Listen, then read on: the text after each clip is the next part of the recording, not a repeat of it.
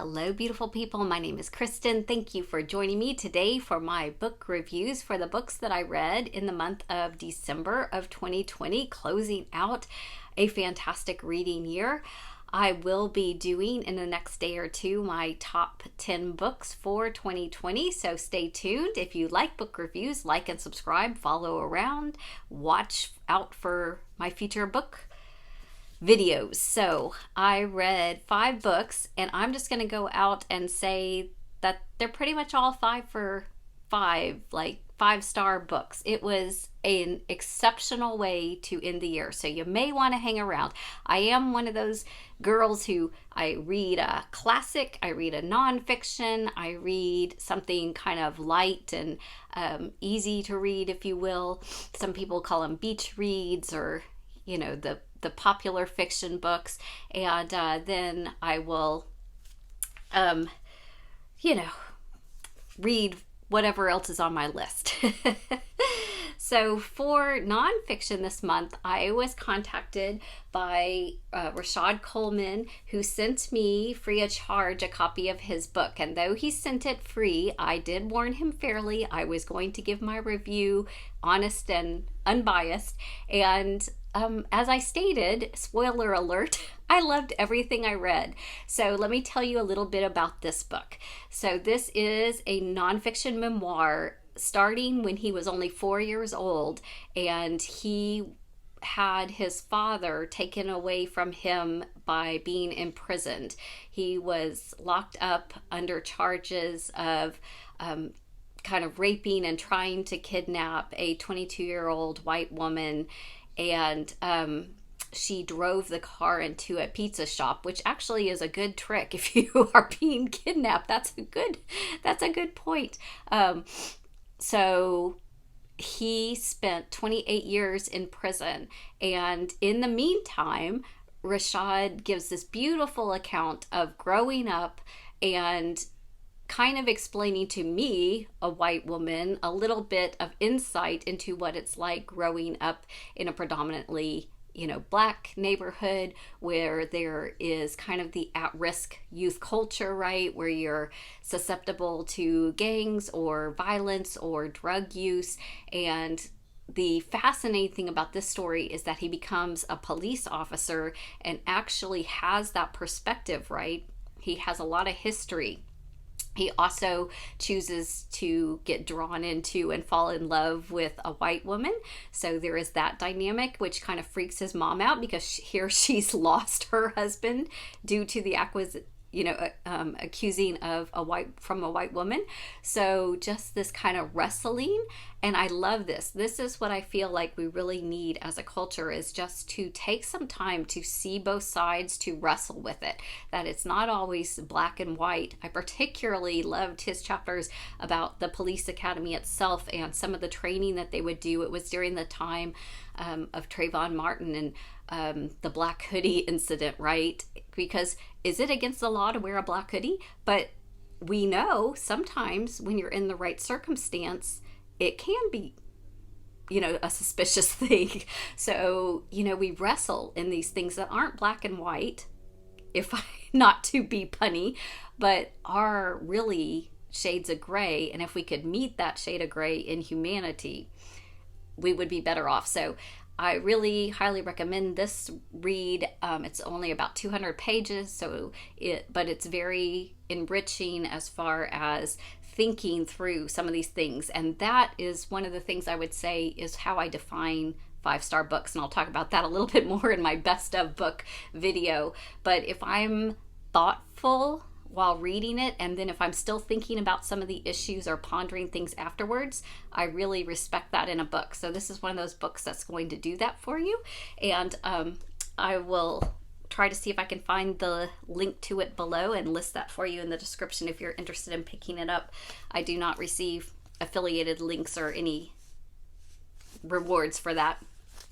I next read this is a trilogy that you do not have to read as a trilogy. They can be standalone. The first one is called Winter Street, and this is the Elin Hilderbrand that I read quite a bit. She's considered the beach read, easy light. And I'm going to just go out and say having read the first one and really enjoying it, and then the second one is Winter Stroll, and I would, give it a good solid 4 stars at least. I really enjoyed it. And then I read this concluding one, and it's all the same characters. It's centered around a hotel inn that is on Nantucket Island, and they have what they call the Winter Stroll, and that's like their big holiday Christmas celebration. That just sounds wonderful. It's in this really big swanky museum, and just sounds like a lot of fun, right? So people come in from all over the country to celebrate this, and there's just a lot of family dramas and issues and island small town kind of stories. There is stuff of course there's relationships and affairs that gone wrong and that kind of stuff, but I mean there was even like a prostitution ring involved. There was a opioid addiction. I mean there were some pretty but heavy hitting things, but it was done in a way that I laughed a lot. There was things that were just like, yeah, you can't make this stuff up kind of thing, which really is ironic because, of course, it is made up. But anyway, I just thought that the depth of the characters and in the end, the growth, right? I'm a character-driven reader. So a lot from the first book to the end book, I just felt like, oh, there's been some lessons learned. There's been some acceptances of kind of what we were talking about in the, accepting humanity and that life is not always black and white, and there's happiness and contentment in making peace with the gray in between. So love it, highly recommend it, especially if you're looking for a light easy read. And it is totally around Christmas with Santa Claus and jingle bells and all that kind of stuff, but if you want to read it as a beach read, it's definitely that kind of light reading, but just beautiful story. That is now my favorite book that she's written. Also, another awesome classic that is now another 5-star for me is Wilke Collins' No Name. I had never even heard of this book, but Wilke Collins wrote one of my all-time favorite classics, The Woman in White, and that was kind of a whodunit, kind of what's up with this woman, mysterious woman, and all that kind of feel. And this one is a really fun romp that totally could not happen nowadays because we have technology and all. This is set back before there was even telephones.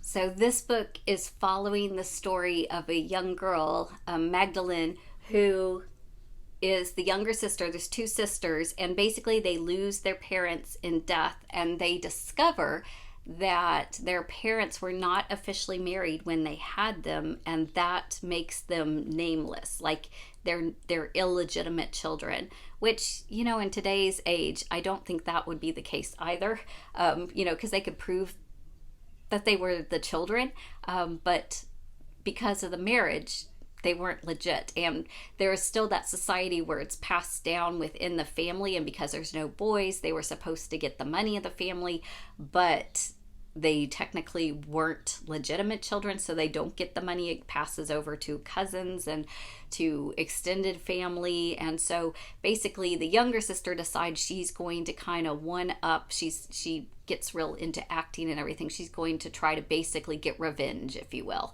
And so somebody is in position to try to help her do that, and who's very smart and cunning, and then somebody who's from the family who received all the money and the goods, she's kind of the wise mother hen protector. And so really it's kind of a fate of the wills of them trying to outdo each other to try to see who's going to end up with the fortune, if you will.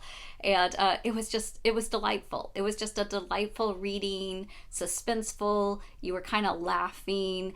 You really particularly were pleased when they would figure out each other. And I mean, I was half expecting there to, in the end, be a romance between the 2 that are enemies, right? That kind of hate to love trope. But no, that wasn't what it was about. But there was some elements of some actual romances going on and that kind of stuff. But the real thing was a revenge plot story of trying to end up with this fortune. And it was just really fun. It was just really fun. And you have to, like, as modern day, realize that almost none of this can actually happen. They can't just intercept a letter and sprint across to the neighboring city and not know, because we would just text each other and it would all be over, right? But back then, it makes for good suspense, so it was fun. And then the fifth and final book that I read was actually the first book that I read for the month, but it was my favorite, so I'm going to end on it. Brandon Sanderson's Hero of Ages. This is the third in the Mistborn trilogy, and I have talked extensively about the Mistborn trilogy now, but in case you missed it and you're joining me for the first time, the Mistborn trilogy, 3 books, they're each about 800 pages. This one's 755 pages, so they're pretty substantial books in size, but it follows a young girl who's basically on the streets at an early age, and this is in a land that is kind of sci-fi futuristic in the sense that it has been so long nobody even remembers seeing the sky clear. It's always kind of ashy and gray, and all the plants are no longer green, they are brown, and we're struggling to get nourishment and enough to sustain life from the land. And there's a presence of darkness and a power of creation that are struggling, and you don't quite understand the whole thing. There's a magic system that's very extensive that has to do with metals, and sometimes some people end up having powers with some of the metals, and you can either have one of the powers, or if you have them all, they're what you call a Mistborn.